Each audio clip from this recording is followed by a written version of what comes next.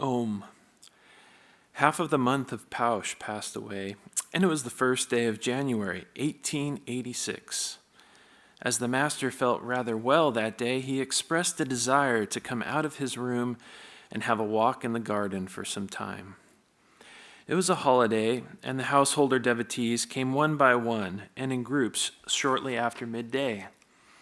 Thus, when the master came downstairs at 3 p.m, more than 30 people were engaged in conversation in the garden under the trees or inside the house. As soon as they saw him, all got up out of reverence and bowed down to him. He came down to the garden path through the western door of the hall on the ground floor and was slowly proceeding southward to the gate when all followed him at a little distance. When he came to the middle of the path leading to the gate, he saw Girish, Ram, Atul, and a few others sitting under the trees to the west of the path. They also saw him and saluted him from there and came joyfully to him. The master addressed Girish all of a sudden before anybody had spoken a word and said, "Girish, you, I find, say to one and all everywhere so many things about me, that I am an incarnation of God. What have you seen and understood about me that you do so?" Girish remained completely unmoved and kneeling down on the ground near the master's feet, said in a choked voice with his hands folded and face upwards, "What more can I say of him, whose greatness Vyasa and Valmiki could not find words to express?" The master was charmed at this fervent utterance of the devoted Girish and blessed all the devotees assembled there through their representative Girish. "What more shall I say to you? May you all be blessed with the spiritual awakening." Beside himself with love and compassion for the devotees, hardly had he said those few words when he entered into Bhava Samadhi. Those words of profound blessedness, untouched by the slightest tinge of selfishness, directly entered the devotees' hearts, where they raised high billows of bliss. They forgot time and space, forgot the disease of the master, and forgot their previous determination not to touch him till he recovered, and were aware only that out of sympathy for them in their plight, an extraordinary divine being, feeling excruciating pain at their misery and his heart overflowing with compassion, had come down to them from heaven and called them affectionately to him for giving protection, like a mother sheltering her children against all ills by covering them lovingly with the upper part of her sari. They then became eager to bow down to him and take the dust of his feet, and filling the quarters with cries of "Jai Sri Ramakrishna," began saluting one after another. As they were thus bowing down to him, the sea of the master's compassion transcended all bounds and brought about a wonderful phenomenon. We had almost daily seen the master at Dakshineshwar losing himself in grace and compassion for certain devotees and blessing them by his extraordinary potent touch in the state of divine semi-consciousness. He began touching each of the devotees assembled on that day in the divine mood. The joy of the devotees, it is superfluous to say, knew no bounds at that act of the master. They felt that he would not henceforward keep concealed the fact of his divinity, either from them or from anybody else in the world.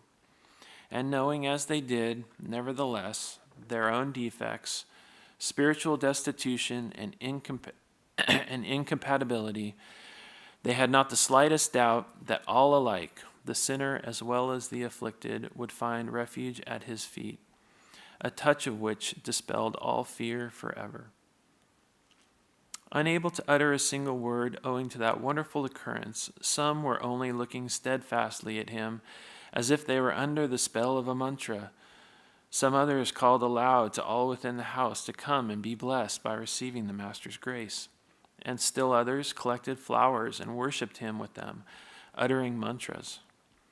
Soon the ecstasy of the master came to an end, and the devotees too were again in the normal state of their consciousness. Bringing thus to an end his walk in the garden that day, he went into the house and sat down in his room.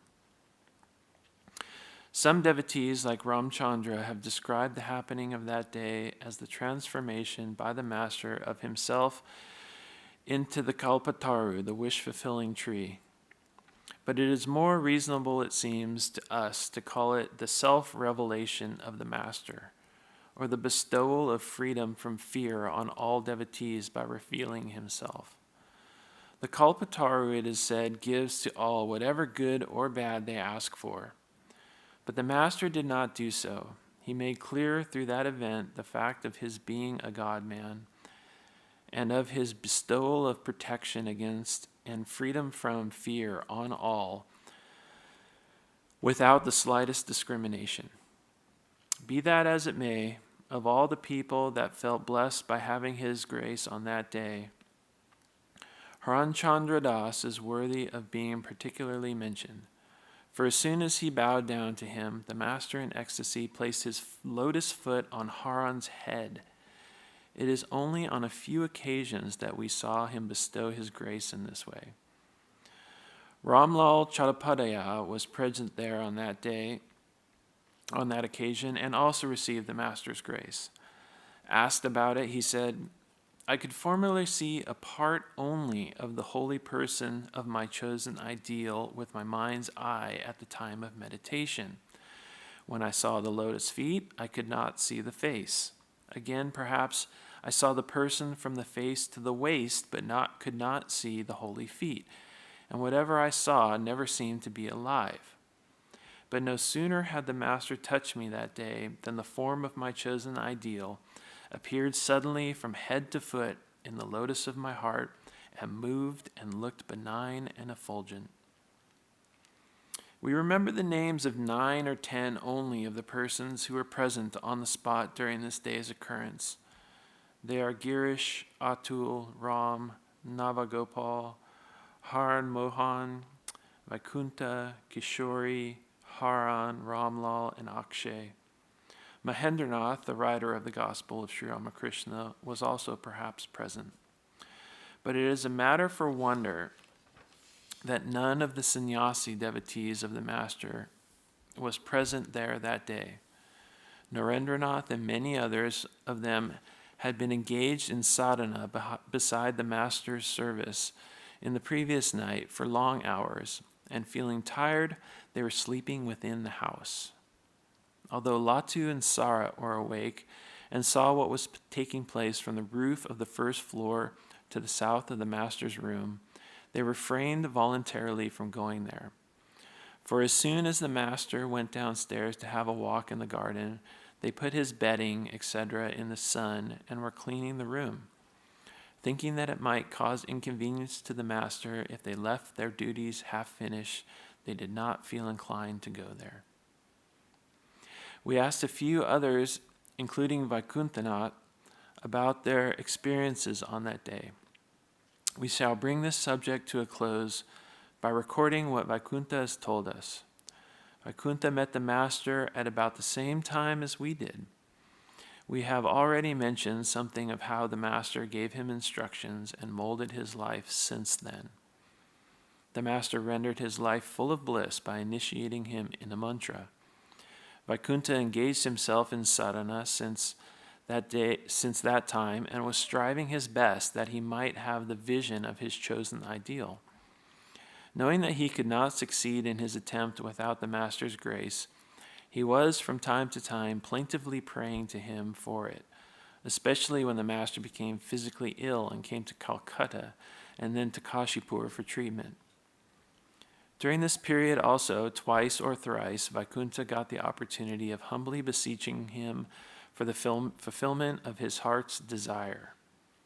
The Master smiled graciously, solaced him, and said, "Why don't you wait? Let the disease of the body be cured a little, and I shall do everything for you." Vaikuntha was present on the spot of this day's occurrence. As soon as the Master had blessed 2 or 3 of the devotees by his extraordinary powerful touch, Vaikuntha came before him, bowed down to him with devotion, and said, "Sir, please bestow your grace upon me." The Master said, "But you have been given everything." When you say, said Vaikunta, everything has been given, it is certainly so, but kindly do so that I can understand it more or less. Saying, so be it, the master touched his chest only for a moment in an ordinary way. But, said Vaikunta, as the result of it, a great revolution took place in my mind.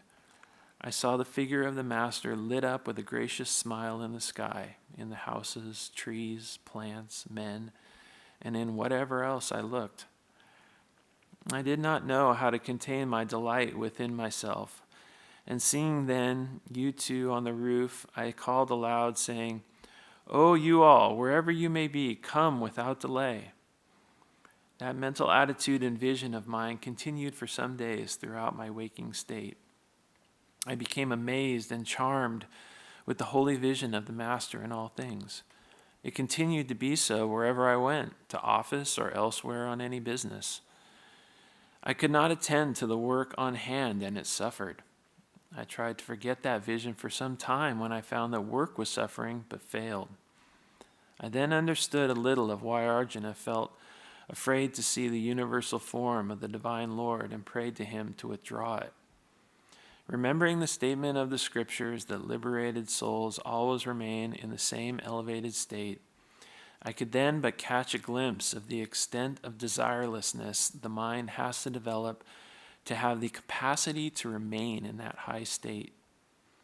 For hardly had a few days passed before I felt it difficult to live in the same mental attitude and with the same vision. Sometimes it occurred to me, am I going mad? I then prayed to the Master again with fear, "O Lord, I am not able to contain this mental state. Please ordain that it may come to an end." Now I think, woe be to human weakness and stupidity. Why did I pray so? Why did I not keep my faith firm in him? And why did I not wait patiently to see its ultimate developments?